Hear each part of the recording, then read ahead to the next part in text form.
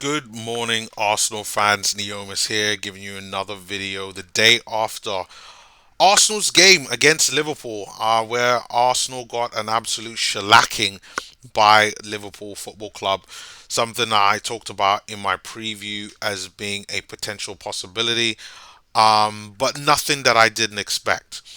Now, I know that there are some of you that are probably thinking, like, you didn't expect it to come, and I just need to set the tone first of all because I know a lot of it has been like really negative towards Arteta and towards the players, and trying to dissect things and seeing where things could have gone better. But I'm saying this right now: this is Liverpool Football Club.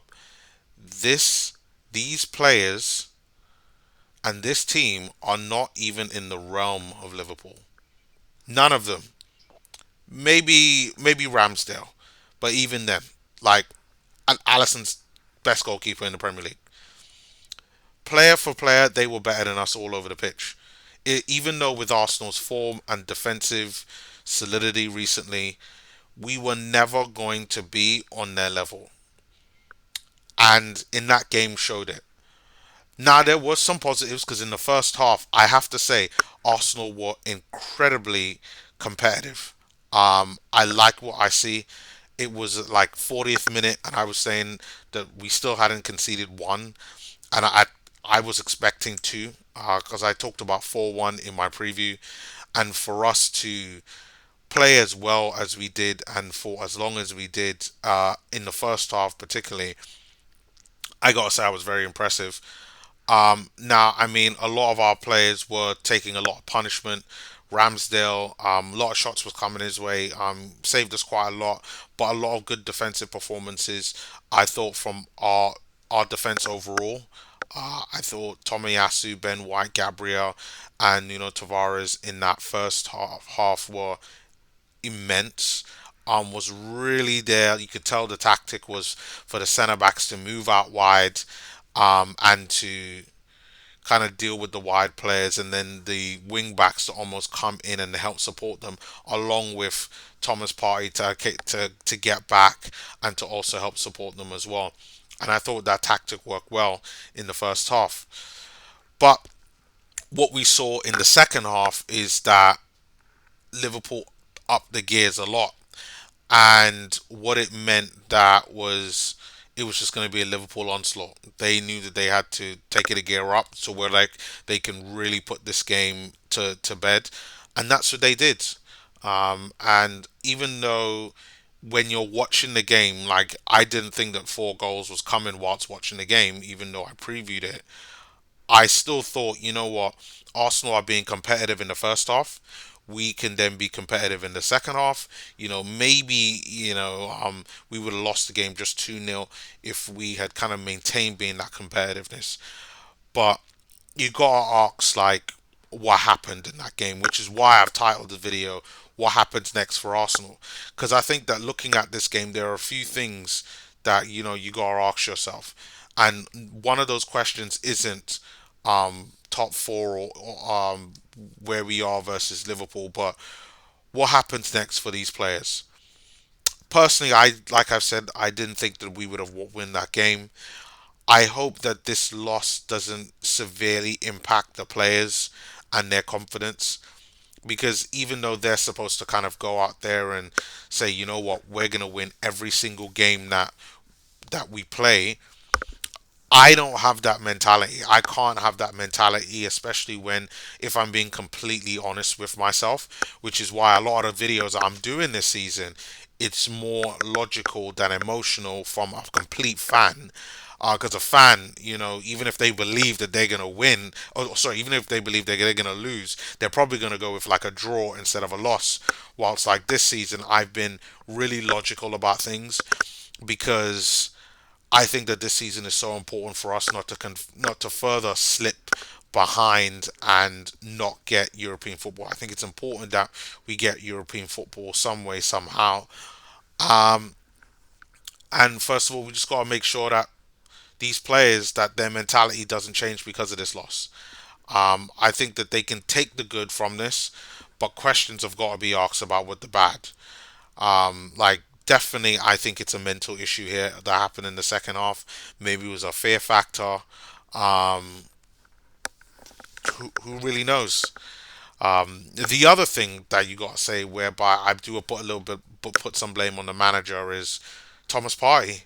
Um, in that first half, he was invisible.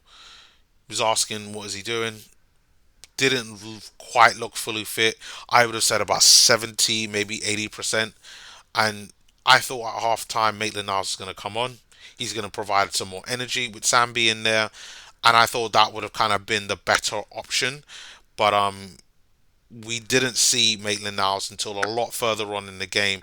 And even then, he came on for Sambi of instead of Maitland, instead of Thomas Partey. Um, which was disappointing because even though I don't think Sambi was like, oh, fantastic, like he was putting himself around. You could tell that that Liverpool midfield was a lot more talented and a lot more superior to him.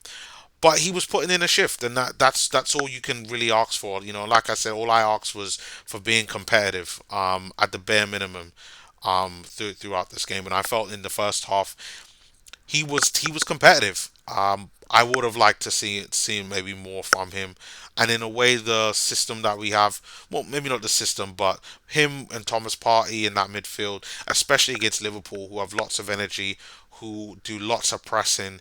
He does not fit with that alongside Thomas Partey. He needs somebody in that midfield next to him that has lots of energy, that can get around, that can really win the ball, and even a healthy Thomas Partey, I don't think would have been good for Sambi in that midfield. I personally would have gone with Maitland Niles um, in that midfield alongside Sambi. So maybe that would have been one of the things that you kind of criticized Arteta for. Um, Besides that, I really don't have any other criticisms for Arteta. Oh no, sorry, there is one thing: the substitutes. Again, not seeing Martinelli, not seeing Pepe. I say this week after week after week when it comes to my videos. Why don't we see these guys on? And especially in this game, whereby we're conceding goals and we want to score. I expected a lot more to see Martinelli and Pepe on, to try to see if they could go and impact the game. And unfortunately, wasn't something that we saw. And I kind of don't get it. And that's why, kind of leaning back on the fact that I've titled the video, "What is next for Arsenal?" It's not just even for Arsenal. It's like, what is next for Martinelli? What is next for Pepe? What is next for Saka? Saka hasn't been performing well. What's it going to mean for these players? Because, it's now late November and Martinelli hasn't played much.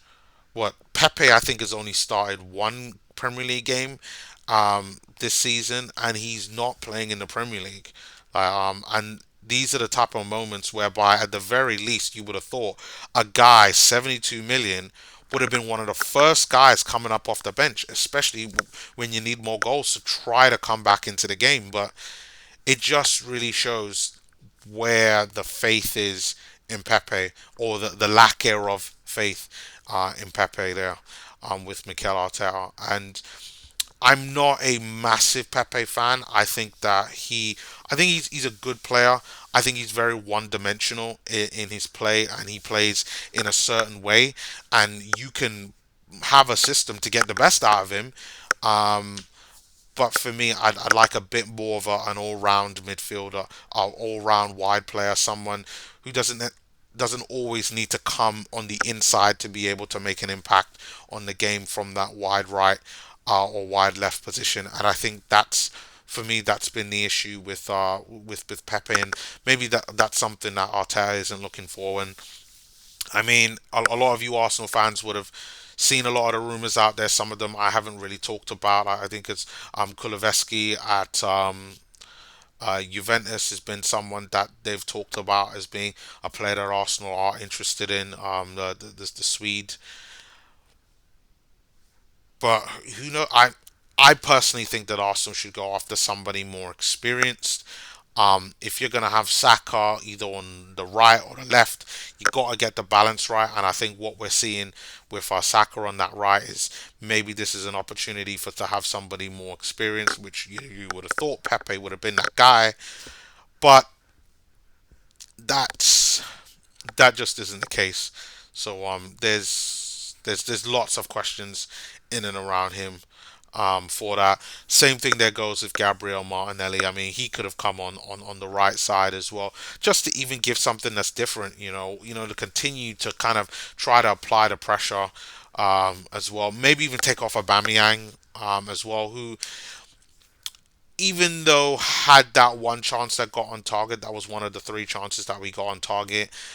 I thought overall was okay. I know, I mean, a lot of you have been know that I'm on 101 Arsenal, and I know Bertram frequently talks about the fact that he can't play football, that he's not a great passer of the ball, and I agree that he isn't a great passer of the ball, and his all-round game isn't strong.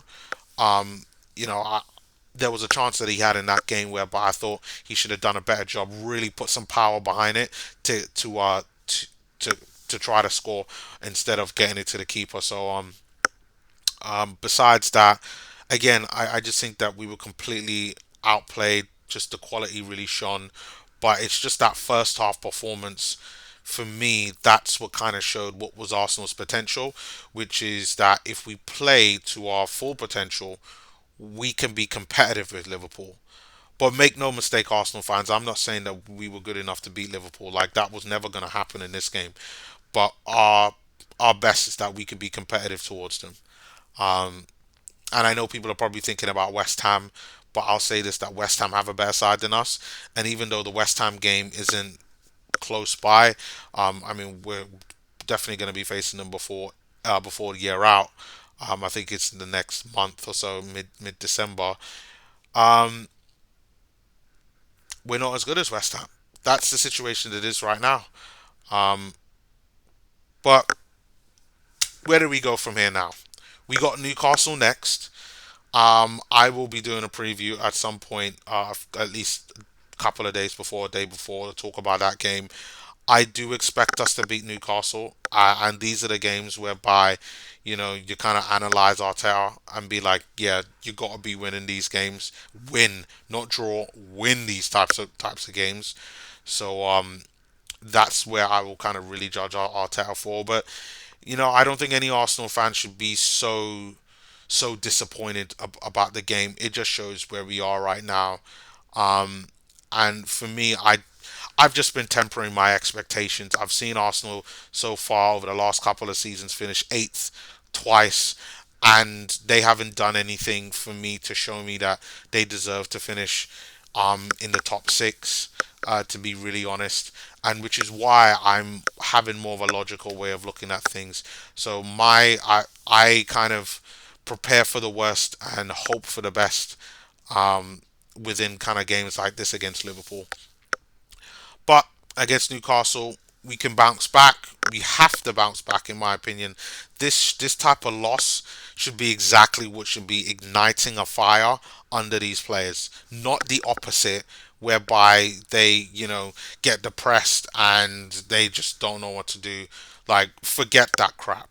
They need to go out there and they need to go and they need to beat Newcastle in the Joe Willock derby. Like I don't care over the fact that they've got a new manager. Like this is a Newcastle side that are there for the taking. Beyond any doubts, you have to know that, Arsenal fans. So we'll get on Newcastle in about 5 days' time when I do my preview. But I gotta say this as Arsenal fans: do not let that loss yesterday sport you. We're just not as good as Liverpool. That's what it really is. That's what they do to every team. And the only thing that you gotta say is that what happened from the first half to the second half, the complete and utter capitulation to concede 3 goals. Yes, one of them was a mistake by Nuno Tavares, but that comes from a concentration. Like, what happened? Like, is it a fair thing? That is a Mikel Arteta thing. I could only speculate on what that is. But that's the part that needs to be fixed. Once that's fixed, then we can kind of get back to normal. Then we could kind of work on the consistency and see how we could really do from there overall. But leave your comments below on your thoughts on the match. Really interesting to hear what everybody has to say. My first impressions is that there's a lot of disappointment, but I'm gonna be one of those people out there saying um, it's what I expect. Not even in like a gloating way or anything like that. It's Liverpool. This is a side that's challenging for the league, and I don't believe that Arsenal are good enough to challenge for the league just yet. But let's look at the positives from that game, and let's move on to the next game from Newcastle against Newcastle, and that it's the game where we got to go out and really go and put Newcastle to the sword. And I'm expecting, I won't make a prediction right now, but I am expecting an Arsenal win in that game. So let's see what happens there. But until then, everyone, do remember to comment, like, and subscribe. Let's get a discussion going, and I will see you all on my next video, which there'll be a link in the description below.